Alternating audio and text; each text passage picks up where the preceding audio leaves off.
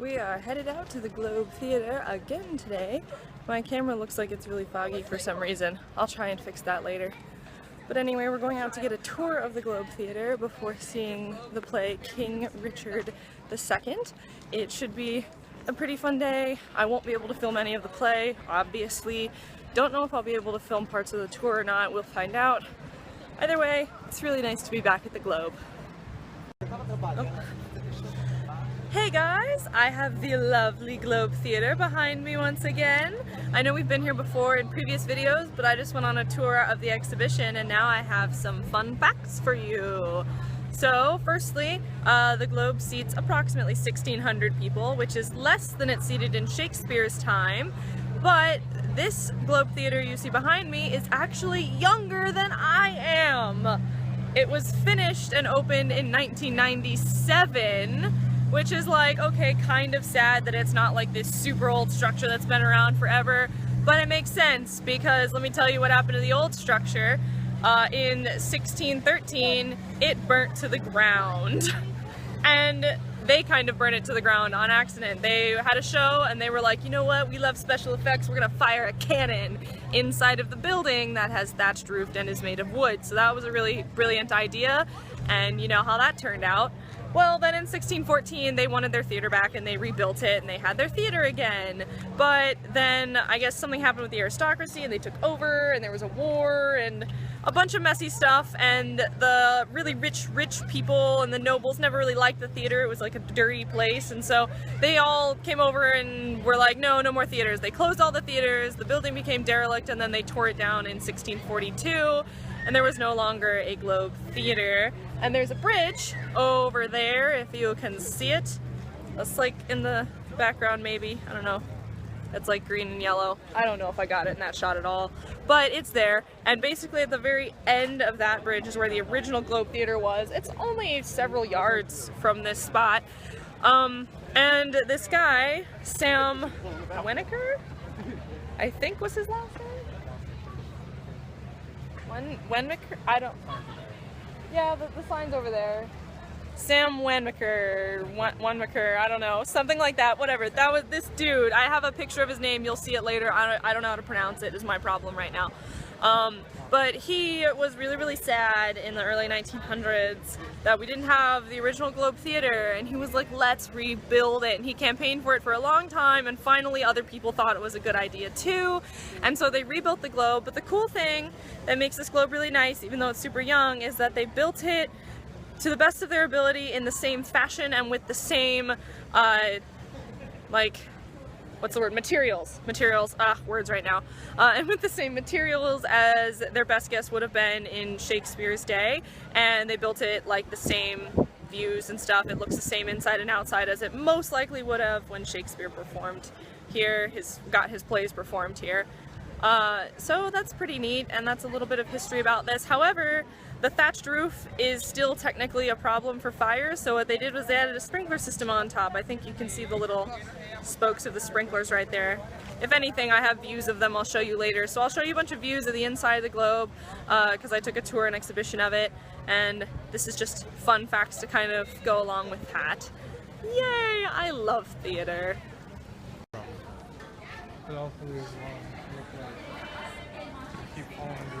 Pillars on either side. They are known as the Pillars of Hercules, and they have actually been decorated to look like marble, which you can't actually see this morning because the gold leaf for which the second is covering the pillars, but that is normally what they look like. I'm sure you may have seen pictures or photos of the Globe with the marble pillars, the marble looking pillars at the front of the stage. Now, they of course hold up the roof, everyone.